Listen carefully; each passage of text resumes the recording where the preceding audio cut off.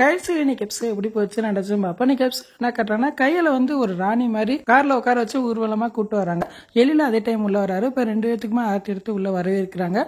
அப்ப எழில பார்த்து சொல்றாங்க ஃப்ரெண்ட்ஸுக்கெல்லாம், இங்க பாடுறா என்னோட உன்னை பேச்சல் லைஃப் முடிஞ்சு நீ குடும்பஸ்தன் ஆயிடுவா, குடும்பஸ்தன் ஆயிட்டேன்னா பொண்டாட்டி பேச்செல்லாம் கேட்கணும், பொண்டாட்டியோட டார்ச்சர்லாம் தாங்க முடியாது அப்படின்னு சொல்லிட்டு இருக்காங்க. இதை வந்து கையில் கேட்டுக்கிட்டே இருக்காங்க. ஓ பொண்டாட்டினா உங்களுக்கு டார்ச்சலா போச்சா? ஒரு பெண் வந்து முழுமையாகிறது எப்ப தாய்மை அடைகிறாளோ அதே மாதிரி ஒரு ஆண் முழுமையாகிறது கணவன் அனுப்புறதா அப்படின்னு சொல்றாங்க. உடனே எழில கையில் சொல்றதா கரெக்டா அப்படின்னு சொல்றாங்க. உடனே ஃப்ரெண்ட்ஸ் எல்லாம் கலாய்க்கிறாங்க.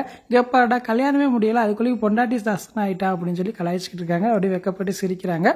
இதை தர்மலிங்கம் வடிவும் பார்த்துக்கிட்டே இருக்காங்க. அப்ப வடிவு சொல்றாங்க, என்னங்க கல்யாணத்தை ஒழுங்கா நிப்பாட்டிடுவீங்களா அப்படின்னு கேட்கறாங்க. கவலைப்படாத, கல்யாணத்தை நிப்பாட்டுறது என்னோட பொறுப்பு அப்படின்னு சொல்லிட்டு இருக்கான். அப்ப ராஜலட்சுமி தர்மலிங்கம் பார்த்து சொல்றாங்க, என்னடா ஓரமா நிக்கிறீங்க, நீங்க தான் கல்யாணத்துக்கு முன்னாடி நின்று நடத்தணும் அப்படின்னு சொல்றாங்க. உடனே தர்மலிங்கம் இந்த வாரம் ராஜலட்சுமி அப்படின்னு சொல்லிட்டு உள்ள போயிடுறான்.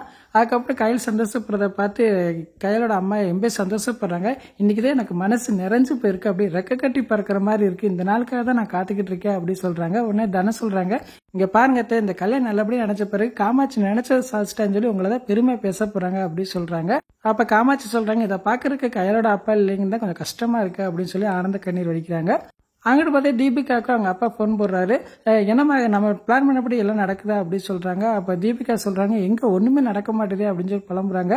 நான் வேணா ஆளுகளை உள்ள விட்டு பிரச்சனை பண்ணிடுவா அப்படின்னு கேட்கறாங்க. அப்ப தீபிகா சொல்றாங்க, இல்லப்பா ஒன்னும் பண்ண வேண்டாம், என்ன செய்யணும் நான் பாத்துக்கிறேன், நான் ஒரு பிளான் வச்சிருக்கேன் அப்படின்னு அவங்க அப்பாட்ட பிளான சொல்றாங்க. அப்படி என்னமா பிளான் வச்சிருக்கேன்னு அவங்க அப்பா கேட்கிறாரு. அதுக்கு அவங்க சொல்றாங்க, இப்ப கொஞ்ச நேரத்துல கையில் வந்து ரிசப்ஷனுக்காக ட்ரெஸ் போட வந்திருப்பான், அந்த ட்ரெஸ்ல நான் சொல்யூஷன் ஸ்ப்ரே அடிச்சிருக்கேன், அதை போட்ட ஒரு 10 நிமிஷத்துல அவ தோல் பூரா அப்படியே எரிய ஆரம்பிச்சிடும், கடைசி தோல் இல்லாம குஷ்டநோய் வந்த மாதிரி கிடப்பா அப்படி சொல்றாங்க. இதை பார்த்த பேர எழில இந்த கல்யாணம் வேண்டாம் சொல்ல போறாரா இல்லையா பாருங்க, மண்டமடையில நான் தான் ஏறுவேன் அப்படின்னு சொல்லிக்கிட்டு இருக்காங்க. அதை கேட்டு அவங்க அப்பாவும் சந்தோஷப்படுறாங்க. தீபிகாவும் யாருக்கு தெரியாம கையிலோட ட்ரெஸ்ல அந்த ஸ்ப்ரே அடிச்சுட்டாங்க.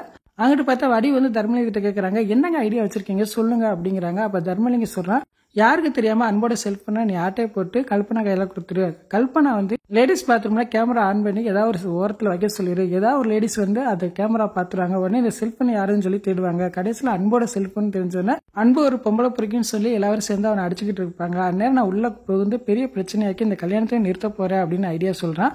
உடனே வடிவம் சூப்பர் ஐடியாவா இருக்குங்க அப்படின்னு சொல்றாங்க.